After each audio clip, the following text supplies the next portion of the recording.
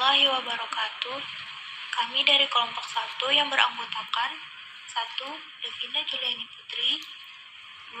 Kartika Novi Astuti, 3. Muhammad Arif Maulana, 4. Muhammad Andi Nur Afrili Zarof, 5. Rizky, 6. Faibah.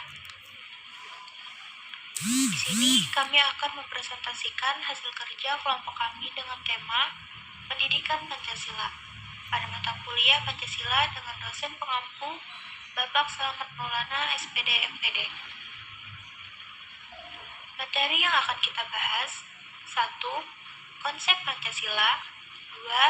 Sumber historis, sosiologis, yuridis, dan politik pendidikan Pancasila, 3. Dinamika dan tantangan Pancasila, dan yang terakhir 4. Esensi dan urgensi Pancasila. Ideologis negara Indonesia. Pancasila sebagai pandangan hidup bangsa sudah terwujud dalam kehidupan bermasyarakat.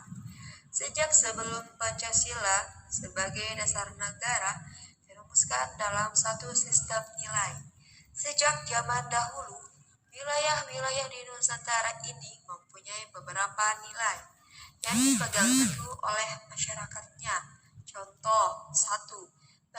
Percaya kepada Tuhan dan toleran. 2. Gotong royong. 3.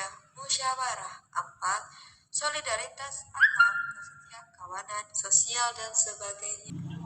Sumber historis sosiologis. Sumber historis sejarah mempunyai fungsi penting dalam membangun kehidupan bangsa dengan bijaksana di masa depan.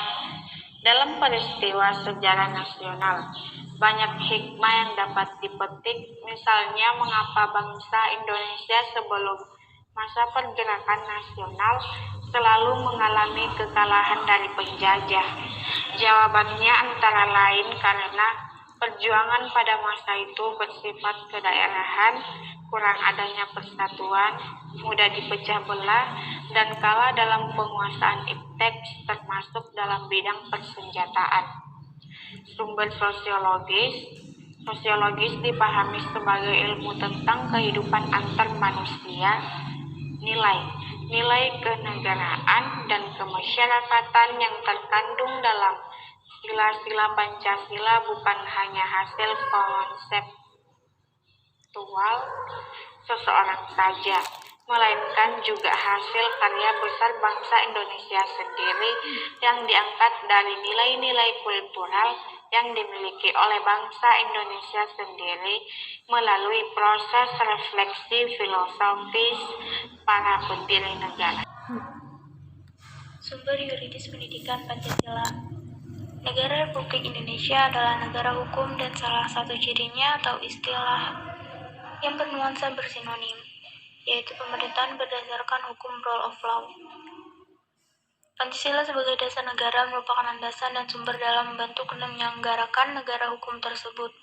Hal tersebut berarti pendekatan yuridis merupakan salah satu pendekatan utama dalam pengembangan atau pengayaan materi mata kuliah pendidikan Pancasila.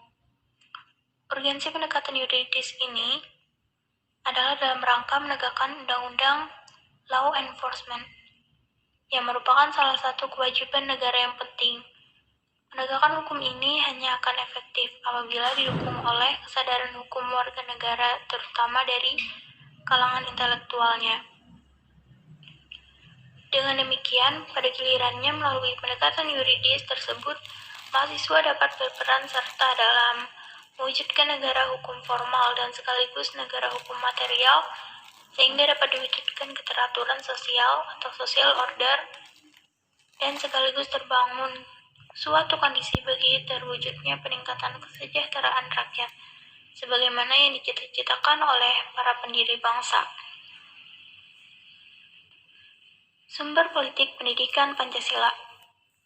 Salah satu sumber pengayaan materi pendidikan Pancasila adalah berasal dari fenomena kehidupan politik bangsa Indonesia. Tujuannya agar Anda mampu mendiagnosa dan mampu memformulasikan saran-saran tentang upaya atau usaha mewujudkan kehidupan politik yang ideal sesuai dengan nilai-nilai Pancasila. Bukankah Pancasila dalam tataran tertentu merupakan ideologi politik, yaitu mengandung nilai-nilai yang menjadi kaidah penuntun dalam mewujudkan tata tertib sosial politik yang ideal. Hal tersebut sejalan dengan pendapat Budiarjo 1992-32 sebagai berikut. Melalui pendekatan politik ini, Anda diharapkan mampu menafsirkan fenomena politik dalam rangka menemukan pedoman yang bersifat moral, yang sesuai dengan nilai-nilai Pancasila untuk mewujudkan kehidupan politik yang sehat. Pada gilirannya, Anda akan mampu memberikan kontribusi konstruktif dalam menciptakan struktur politik yang stabil. Dinamika dan tantangan Pancasila. Dinamika Pancasila sebagai ideologi negara dalam sejarah bangsa Indonesia memperlihatkan adanya pasang surut dalam pelaksanaan nilai-nilai Pancasila. Pancasila sebagai ideologi negara dalam masa pemerintahan Presiden Soekarno, sebagaimana diketahui bahwa Soekarno termasuk salah seorang perumus Pancasila, bahkan penggali dan memberi nama untuk dasar negara.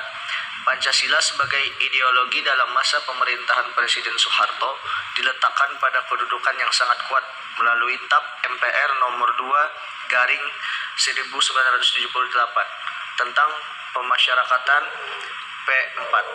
Pada masa Soeharto ini pula, ideologi Pancasila menjadi asas tunggal bagi semua organisasi politik atau orpol dan organisasi masyarakat atau ormas. Bahkan pada masa reformasi masih mengalami pasang surut, yakni enggannya para penyelenggara negara mewacanakan tentang Pancasila, bahkan berujung pada hilangnya Pancasila di kurikulum nasional, meskipun pada akhirnya timbul kesadaran penyelenggara negara tentang pendidikan Pancasila di perguruan tinggi. Tantangan terhadap Pancasila sebagai ideologi negara. Unsur-unsur yang mempengaruhi tantangan terhadap Pancasila sebagai ideologi negara meliputi faktor eksternal dan internal. Adapun faktor eksternal meliputi hal-hal berikut. Pertarungan ideologi antara negara-negara superpower antara Amerika Serikat dan Uni Soviet antara 1945 sampai 1990 yang berakhir dengan bubarnya negara Soviet sehingga Amerika menjadi satu-satunya negara superpower. Menguatnya isu kebudayaan global yang ditandai dengan masuknya berbagai ideologi asing dalam kehidupan berbangsa dan bernegara karena keterbukaan informasi. Meningkatnya kebutuhan dunia sebagai akibat pertambahan penduduk dan kemajuan ideologi sehingga terjadi eksploitasi terhadap sumber daya alam secara masif. Dampak konkretnya adalah kerusakan lingkungan seperti banjir dan kebakaran hutan. Adapun faktor internal meliputi hal-hal sebagai berikut. Pergantian rezim yang berkuasa melahirkan kebijakan politik yang berorientasi pada kepentingan kelompok atau partai sehingga ideologi Pancasila sering terabaikan. Penyalahgunaan kekuasaan atau korupsi mengakibatkan rendahnya kepercayaan masyarakat terhadap rezim yang berkuasa sehingga kepercayaan terhadap ideologi menurun drastis.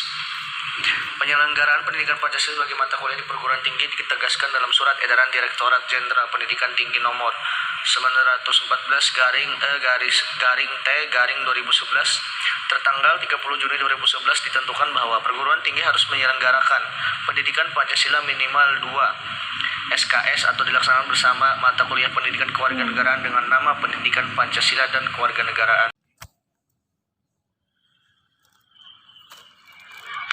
Esensi Pancasila. Dengan landasan tersebut, Ditjen Dikti mengembangkan esensi materi Pancasila yang meliputi 1. Pengantar perkuliahan pendidikan Pancasila. 2. Pancasila dalam kajian sejarah bangsa Indonesia. 3. Pancasila sebagai dasar negara. 4. Pancasila sebagai ideologi negara. 5. Pancasila sebagai sistem filsafat. 6. Pancasila sebagai sistem etika. Dan yang terakhir, Pancasila sebagai dasar nilai pengembangan ilmu.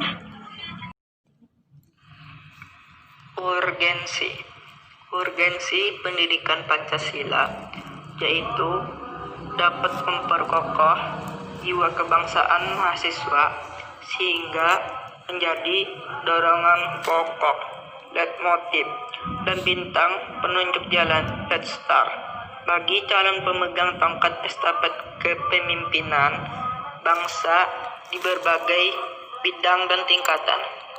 Selain itu, agar calon pemegang tongkat estafet kepemimpinan bangsa tidak mudah terpengaruh oleh paham-paham asing.